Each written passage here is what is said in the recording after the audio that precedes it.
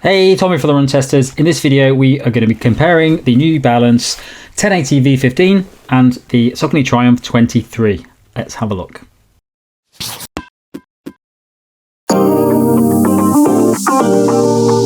The New Balance 1080 V15 costs £170 or $170. It weighs 251 grams or 8.9 ounces for men in a size 8, and the drop is 6mm. The Saucony Triumph 23 costs £170 or $170. It weighs 278 grams or 9.8 ounces for men in a size 8, and the drop is 10mm. The New Balance 1080 V15 is a big overhaul on the popular daily shoe, the most notable change being the removal of the long-standing Fresh Foam X foam and the introduction of Infinion, a new supercritical foam designed to provide better energy return and increased cushioning. There's also a new contoured upper built to improve comfort and breathability, an updated geometry for a smooth heel-to-toe transition, and a wider base for a good balance of stability. There's also a thick layer of outsole rubber for grip and to protect the midsole foam. All of those changes have a dramatic effect on the shoe, making it lighter than its predecessor despite a slight increase in stack height. The Triumph line has seen a number of changes over its lifetime, with a mixed response to certain iterations of the shoe. The Triumph 23 is a noticeable deviation from the bulky 22, focusing on delivering changes that make the shoe lighter and giving it a smoother heel-to-toe transition. The Power Run PB aims to be lighter and softer than the previous version, providing an improved experience, especially for longer training sessions. That focus is mirrored in a redesigned rubber outsole that works alongside that foam to ensure a more fluid, natural ride. The upper is a lightweight engineered mesh built for breathability and comfort, and includes a thick, padded, gusseted tongue. So when it comes to the fit of these two shoes, Saucony actually sent the Triumph 23 to me in a UK 8, which is a full size down on my UK 9. Luckily I'm a pretty small UK 9, like I can often get away with UK 8.5. The 8 was a little bit snug, but it did seem to be about the size I'd expect for a UK 8. So I do think it's a shoe that fits true to its size. I would just stick to your normal running shoe size. Don't go a full size down. That was too small, obviously, but I do think, yeah, it runs about true to size. Saucony's pretty consistent in its sizing across the board. I very rarely find that one of their shoes is wildly out of whack, unless it's got something like unisex sizing like the Elite 2. So stick to your normal size of the Triumph, I would say. New Balance have got a UK 9. That's a US 9.5 for New Balance. They're one of the brands that have a smaller conversion. Lots of brands are US 10s here in the UK, so bear that in mind if you're in the UK. It might come up a bit smaller than something like a Nike shoe or a Brooks shoe. But it was, again, I think true to size, about the right size I expected. It was comfortable for me in my normal size. I had the room around my toes that I would expect for a New Balance shoe, and it fit me very well. So I will stick to normal size of both. The uppers in general are pretty comfortable, fair amount of padding around the heel, but nothing too oppressive or anything like that. And overall, my takeaway would be your normal running shoe size should probably be fine. So when it comes to fit, I ran in a UK 8.5, US 9.5 in the Saucony Triumph 23. I did a UK 8.5, US 9 in the 1080 V15. That is the size that I would usually run in both shoes from those brands. I tend to get on really well with Saucony shoes. They fit me almost like a glove. I get a really, really natural disappearing fit. Tend to love the way they feel. That is true. The same with the Triumph 23 here. I get a decent amount of space up front with a big thumbs width clearance in the length of the toe box to get decent wiggle room across the top. There is lots of room around the toe knuckles in this shoe for a fit that I think is roomy and comfortable. Midfoot lockdown's reliable, and the heel collars hold my heels really well in place. So that is all good. For the 1080 V15, I also had ample room in the forefoot. This shoe is good on length and clearance. The knitted uppers, I think, offer a lot of flex that creates what is a spacious feel into the forefoot with plenty of room for my toes to move. What I get here is like a well-cushioned, comfy fit with good heel padding. I didn't have any trouble with slipping or hot spots or any of that. Midfoot security was brilliant. So that was all on point with a wrapping kind of dialed in fit that's I would sort of describe as cocooning without being restrictive. The tongues are a bit more compact and improved over the 1080 V14 as well. And I think the fit definitely makes this well suited to longer miles. I'd say the same as the Saucony Triumph 23 as well. These are both the kind of shoes that I could happily run for hours in. And I would definitely say stick true to size in both. So I'm a size 8 in the UK. I've actually got the 1080 V15 in size 8.5 and the Triumph 23 is in a size 8. And they do fit very similar in both of these. There's quite a bit more space, well, not loads more, but there's probably more space for my big toe than I'd normally expect in a UK size 8 shoe. So I'd say that the Triumph 23 is a little bit larger, but I definitely wouldn't change my size in this shoe. I think I'd definitely stick to UK size 8. It's very comfortable. It's quite a wide shoe. I've got fairly average with feet, and I do feel like there's a bit of extra room in the width of the Triumph 23. It's very much designed for comfort. The 1080 V15, the fit and the size is really similar to the Triumph 23 in the UK size 8. So there's definitely a bit more space in there than I'd normally expect in one of my shoes in a size 8. This is an 8.5. And the width is pretty similar to Triumph 23 as well. It's a little bit roomier, this shoe, in the width. To be honest, I'd probably stick with the 8.5 that I've got. I don't think I'd want to go smaller, because even though there's a tiny bit of extra space, it feels right for me. So I'm happy with the 8.5. So not having tested the size 8, this seems fine for me. So probably be all right in your size, but I'm sticking with half a size bigger because it actually feels really nice and comfortable. So yeah, I'd stick to my size in the Triumph 23. New Balance, I'm happy with the 8.5. On to the testing then, and I have racked up north of 50 kilometres in the New Balance 1080 V15, around 40 kilometres in the Triumph 23. As usual, I've run right across the pace range, but with the majority of my miles at the easier end of things in both of these shoes. I have done some faster efforts as well, though. Now, if you start with the New Balance, for me, this is a good update that injects some new energy into the 1080 sort of franchise. It creates a ride that's comfortable and natural, as well as being kind of more energetic and exciting with that kind of new midsole foam. I think it still does what the 1080 does best, which is deliver cushion comfort on the easier miles, but it's a more refined shoe with added versatility. I could do a long run with marathon pace intervals in the 1080 now more readily than I could before. In this version, I think you've got a package that's just all-round more enjoyable to run in, and I think could definitely make a good beginner shoe as well as a good all-rounder to add to your rotation. I think it is probably the most excited I've been by a 1080. I do think it's a step on, and I really like the way it feels. The bump in price is going to put it among the pricier daily shoes, and that's a bit of a downer, but it's on par with the Triumph. Now, the Triumph 23 was also a welcome update. This very popular kind of range-topping neutral daily trainer, it's got some welcome changes. They reworked the midsole, which I think transformed the shoe. Once again, it made it a more versatile shoe, suitable for a range of paces. If you want a soft, wide platform that will cushion and cocoon, the Triumph 23 offers that in a similar way to the 1080s. You get a bit more response now in the Triumph than you had from the past shoes, and I think that also ups the versatility, and it makes these shoes quite close together. But I also did a side-by-side mile to tease out the finer differences, and here's what I've found. So I've just done a quick side-by-side mile then, and while I think I might use these shoes for similar types of runs within like my rotation, there are a couple of key differences that when you get them on side-by-side like this, you really sort of feel the difference. The main difference here really is that the 1080 V15, across the whole platform, there's a softness, where I think the Triumph 23, there's a softness if you're landing a bit further back in the heel that gives you a nice bit of cushion back there, but it's all a bit firmer under the kind of mid to forefoot. It's a bit more sort of immediate, there's a bit more ground feel coming up. I think what you get back from the 1080 V15 though is a little bit more bounce as a result as well, regardless of where you're landing on that shoe. Particularly if you're sort of landing more flat-footed, you get a bit more kind of bounce energy.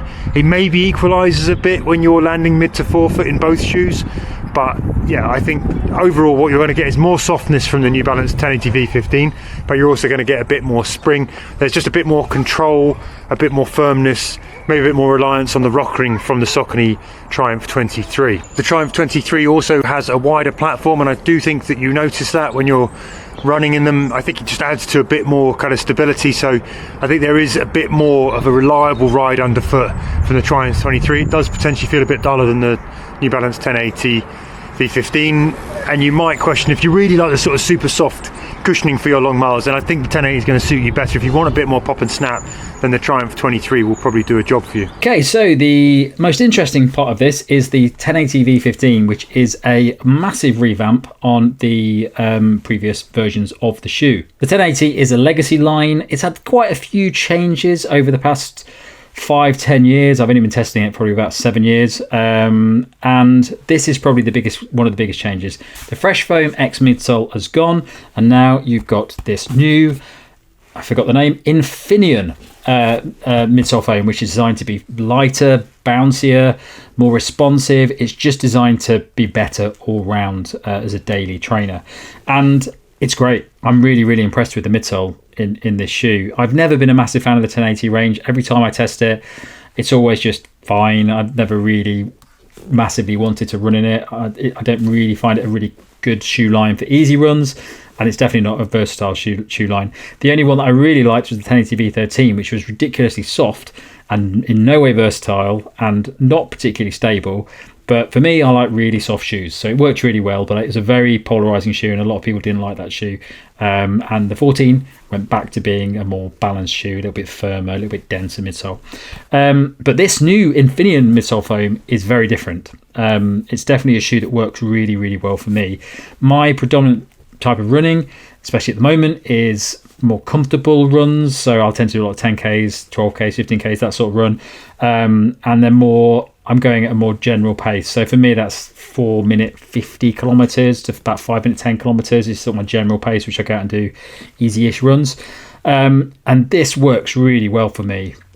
Just because it feels good at easy pace. It also feels a lot more versatile than the previous shoe. I would never use a 1080 shoe for anything other than easy runs, or maybe to a push, sort of consistent pace run. Whereas this, I do feel for me that there's a bit more to it. I know Nick is probably, it's not great for him because he wants way more performance than I want when he goes out training. But for me, this feels great as a sort of daily shoe where you go out and you think, oh, I'm feeling great today, I might pick up the pace a bit. It feels like this midsole's got more to it. It compresses quicker and gives you a bit more of a spring back. It's by no means a really bouncy shoe. It's not like a super trainer or anything like that, but it definitely feels like this foam is just got a bit of kick to it. And when you compare it to the previous ones, look, shoes like the 1080 V14, fine, you just sort of jog through it, jog through the run, and you're not really, the foam doesn't really feel like it's doing a lot. Whereas this, it does feel like it's a bit of a kick to it.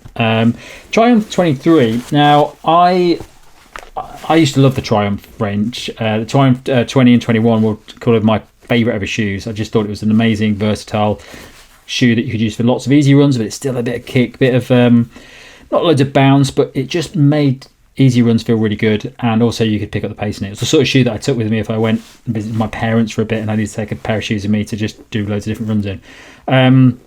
Whereas Triumph 22, it did not work for me. It just felt really solid, blocky, no roll through in it, and I just didn't like using that for easy runs, for anything really. It just didn't work. Triumph 23 is a bit of a return to form. It's had a few updates to the foam and the sort of geometry of the shoe. Much nicer to run in now, but for me, I don't pick it up very much. It's a shoe that ticks boxes, but doesn't really. It's an easy run shoe, fine. I don't really use it that much. Definitely not versatile. So it just doesn't really fit in my list of shoes to try. So comparing these two shoes, they are quite similar in a lot of ways. They're really trying to do the same thing, but now with the new foam that's in the 1080 V15, it can just do a lot more. You can feel it doing something on the feet when you're out running, and it feels nice. So for me, it's a really nice update, and definitely I get experiences from this shoe that I don't get from the Triumph 23, which I haven't actually picked up for a while because they've just got way better shoes to use than it. So the outsole as well. Outsole on the Triumph 23 is really, really solid. There's loads of rubber on the outsole, and so yeah, good protection for that midsole. Big exposed section on the 1080 V15, but there is really thick layer of rubber, and it's quite grippy as well. So pretty good rubber on the 1080 V15. But yeah, so pretty comparable really when it comes to rubber. I think they're both pretty good. On to the run test then, and I've done about 60 kilometres of running in the New Balance 1080 V15 of late. I did about 50, 55k in the Saucony Triumph 23 back when it came out for our review.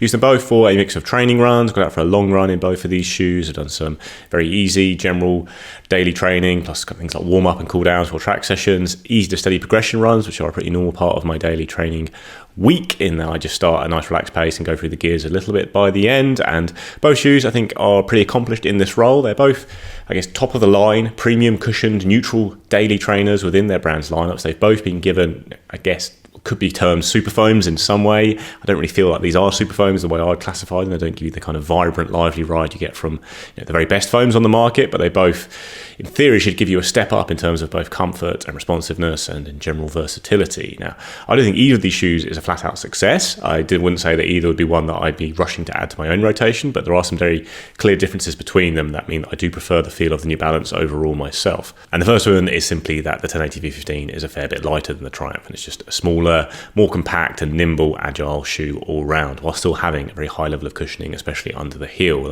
It's mostly down to that Incredi Run foam you have here. I don't think it's quite as wide wide and boat-like as the Triumph either, but it does provide a really good mix as a result. Like, it does give you enough comfort for very easy runs. I think it's a supportive shoe, a comfortable shoe. I don't think it's unstable. You have got a more lightweight design that it feels a bit nimbler than the Triumph, especially if you do start to move through the gears a little bit.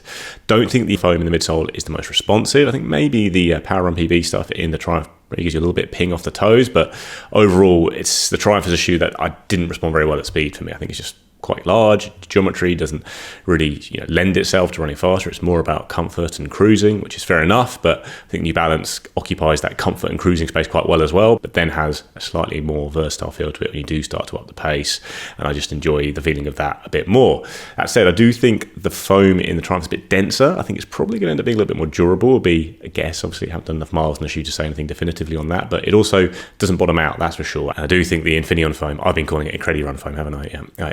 It's Infinion foam. Incredi Run foam is the stuff in Saucony's lineup, so completely different. New Balance has Infinion foam.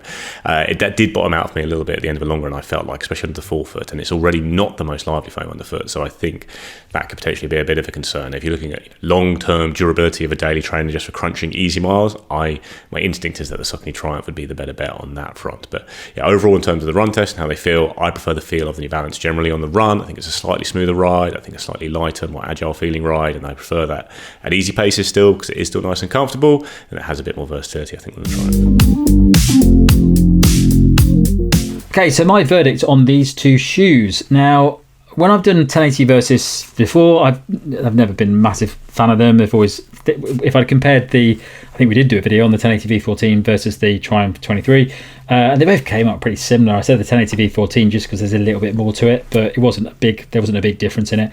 I think there is now. I think where both of these shoes don't really excel in a specific area, they're not very particularly good easy run shoes, and they're not particularly good fast shoes. The 1080 V14 really just covers a lot more of that spectrum. So I like the foam better for easy running because it feels like it's moving you through it a bit better. It feels a bit smoother and like it's actually helping you. But when you're running faster, that foam just kicks into gear and just gives you a bit more pop. And just feels like you're gaining something from that foam. Whereas the Triumph 23, I'm just not getting loads from it. It's comfy, but I'm just not getting lots from that foam. It's not really excelling in any area. The price of these is also the same. Now, £170 in the UK is a lot of money for a running shoe, a daily running shoe, if it doesn't do a lot. So the Triumph 23, £170, I would say, is not worth it. I think the Ride is a much better shoe than this. I think it's surpassed the Triumph as a daily trainer. So £170, I'd just say it's a very overpriced shoe for what it is.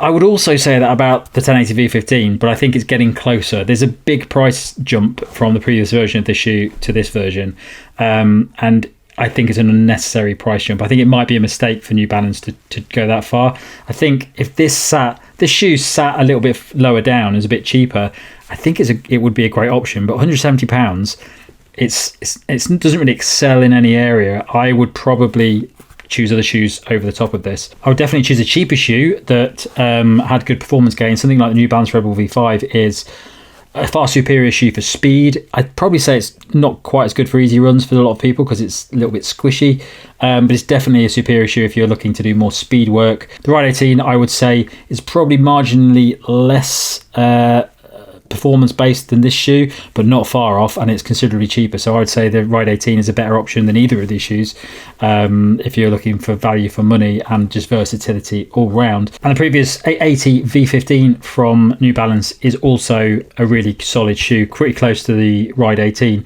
Not as versatile as the 1080 V15, but for the price, it's a great shoe, and you can get it in sales quite a lot as well. So yeah, out of these two shoes, I'm going to go for the 1080 V15 all the way because I think it's going to be one of the shoes that I use quite a lot over the next few months. So my verdict on these two shoes, like I said in the run test, neither of these are absolutely flat out favourites for me. I'd probably be looking elsewhere. You can get pretty better value for money, a bit more cushioning, a bit more of a lively ride. There's things like the Nova Blast and Clifton, which are pretty great daily trainers that are cheaper, or even more exciting shoes that have, I think, more lively foams like the Puma Velocity Nitro 4. But when comparing these two shoes, which is the purpose of this video, I prefer the ride feel of the New Balance 1080 V15. I would probably go for it myself if I had to pick between these for a general daily trainer. I think it is the more enjoyable shoe just to step out the door in and run your miles in. I do have some doubts about whether it'll be as durable as the Triumph. I think the 1080 will probably be fine for durability, but the Triumph is built like a bit of a tank. That Power Run PB foam just lasts and lasts and lasts. So I think in terms of that value for money, when you are spending quite a lot of money on the shoe, that might help out the Triumph's case a little bit, because even if it isn't the most exciting ride, it's fine. It does the job okay. And if you're just using it for those easy miles, it's going to last you, a lot of those easy miles. But it's a shame that it hasn't really turned into something a little bit more exciting, the Triumph. With the addition of Power Run PB, I still don't really feel like it's even improved on what we had with the Triumph before Saucony brought Power Run PB to it. New Balance obviously bringing this new Infinion foam is interesting, but it wasn't a foam that has absolutely knocked my socks off out of the box here in the 1080 V15. It'd be interesting to see how it's used going forward in the future. Verdict then, if you're weighing up which of these two shoes to buy, I'd say in reality they are capable of largely covering the same kinds of runs. I think everything from easy up to kind of around marathon pace. But I think the decision here will largely hang on whether or not you want a softer ride, in which case the 1080 has the more cushion to it. It's probably the more protective option for long, slow efforts. When it comes to moving up through the gears, I would say they both have similar potential. The Saucony differs by being a bit more snappy. It's relying a bit more on the rocker. 1080 is a bit more kind of bouncy. And I think on balance here, the fact that it's the lighter shoe means it just about edges it when it comes to that overall range and versatility. So I think if I were picking one shoe, I think the 1080 V15 would now be my choice. But if you prefer something a bit firmer underfoot, then I would say go for the Triumph 23. That's everyone's on this Versus. Thanks a lot for watching. Don't forget to like, subscribe, and click that little bell. If you go to the caption below, you can find it to our podcast, which comes out a couple of times each month. Thanks a lot for watching. Catch you next time.